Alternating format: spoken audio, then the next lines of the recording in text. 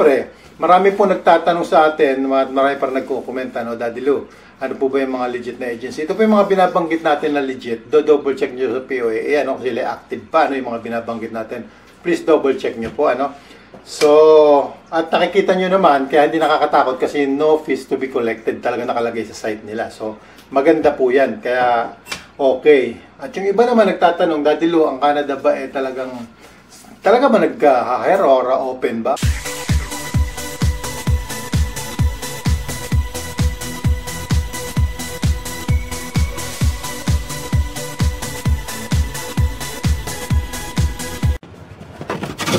Magandang umaga sa inyo lahat, guys. At syempre, andito tayo ngayon sa Canada. Buhay Canada pa rin pag-uusapan natin.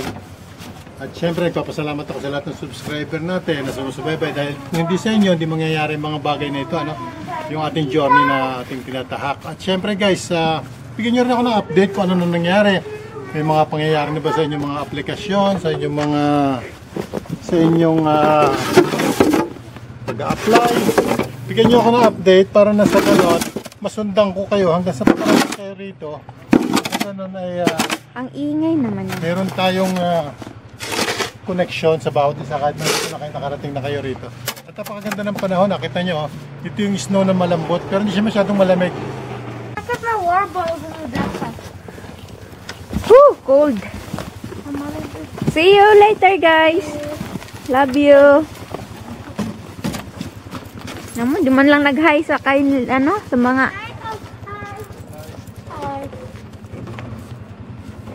Big snow. Big. Bigyan tayong tubig. Okay, see you guys, pagbalik.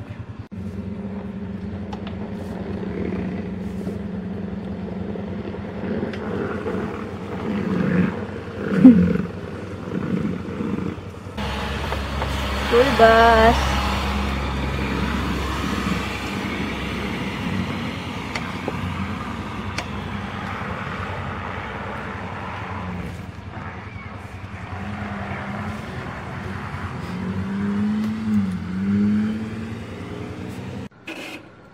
Ayan siya. Actually guys, malaki ang bayad sa ganyan $20. Pa nagkukudkud ka yung mga bahay, umuupa sila ng ganyan, taga ganyan. So sideline, $20 yan. Per hour. Ganyan, wala kang machine, pwedeng pala lang. Hello!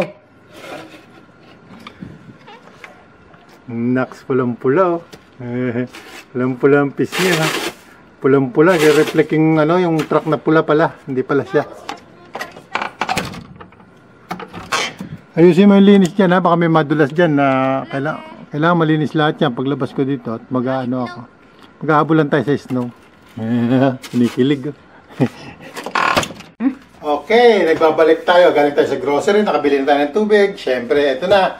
At medyo wala tayong konting, medyo hindi na tayo busy, so pwede na tayong gumawa nitong ating vlog. At samahan nyo ako guys, at syempre salamat sa inyo lahat sa pagsabay sa journey ni Daddy Lou Vlogs at pag-share ko na rin kung anong nadaanan ko para sa mga katulad natin. Inspirasyon lang po tayo at gabay, yan lang po ang aking talagang hangarin dito sa paggawa ng video na to at YouTube na to. Okay guys, dito sa mga trabaho na ito, meron po tayo rito magandang balita sa inyo. At ito po ay dito sa Quebec. So, may posibilidad na walang IELTS kasi walang IELTS na nakalagay. Pero guys, ito po sa site nila nakalagay doon talaga na no walk-in application. So kailangan nyo po talaga silang i-email at ilagay nyo po yung scan nyo lahat yung documents nyo kasi nakalagay naman dito yung mga requirements yung mga passport nyo, training certificates.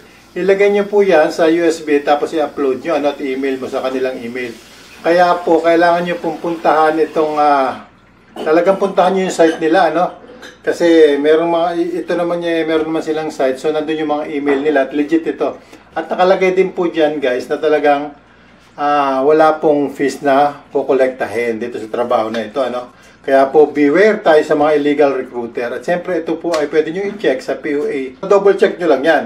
At itong trabaho sinasabi natin ay para dun sa mga vocational diploma. Ayan napakaganda. Short course certificate. Yan lang po ang kailangan nila. At kailangan po ay 25 years old. Yun nga po ito sa male. Mga lalaki po ito. At ito po ay ang pagiging general farm worker. So, yan po sa farm workers sa Quebec. Yan po ang kailangan po nilang experience dito ay 5 years. Ano po. So, napakaganda nito.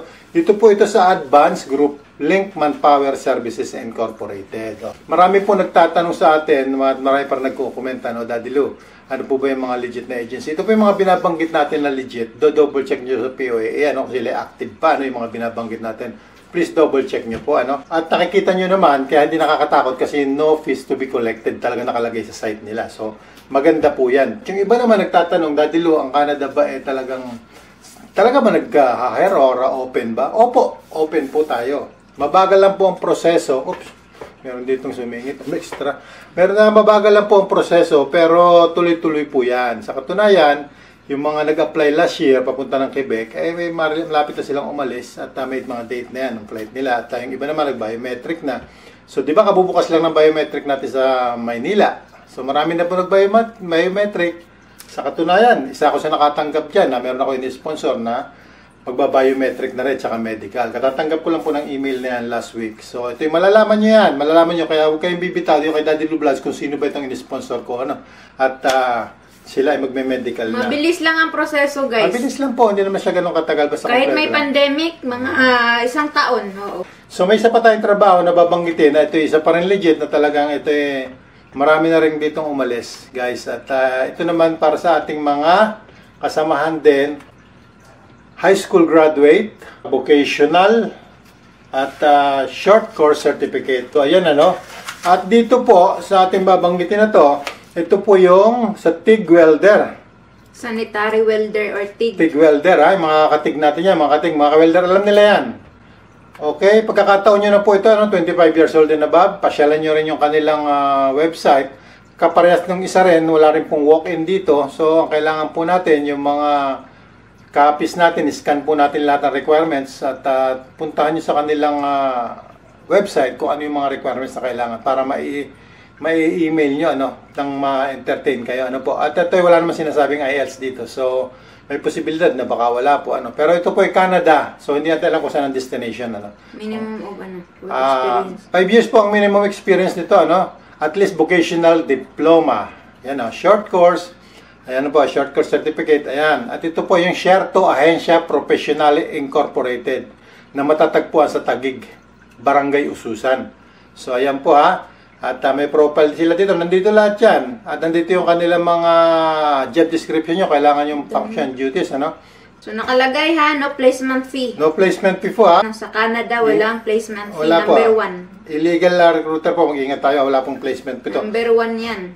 So, nandito po, please provide soft copy of your resume in your flash drive. Yun po ang sabi rito, passport, photocopy, diploma, high school and vocational or college, updated resume nyo, employment certificate, or company's IDs. Ayan At saka yung mga EOS certificate, e-service certificate. At kung ikaw po ay halimbawa nanggaling sa Japan, nakapagtrabaho ka ng Japan, yung mga kasama nating welder sa Japan, ito, chance nyo ito. Kung meron kayong mga JETCO or audit certificate, dalhin nyo po yan, i-scan nyo rin yan, i-scan nyo yan. Tsaka yung PSA birth certificate nyo, at saka yung NBI clearance.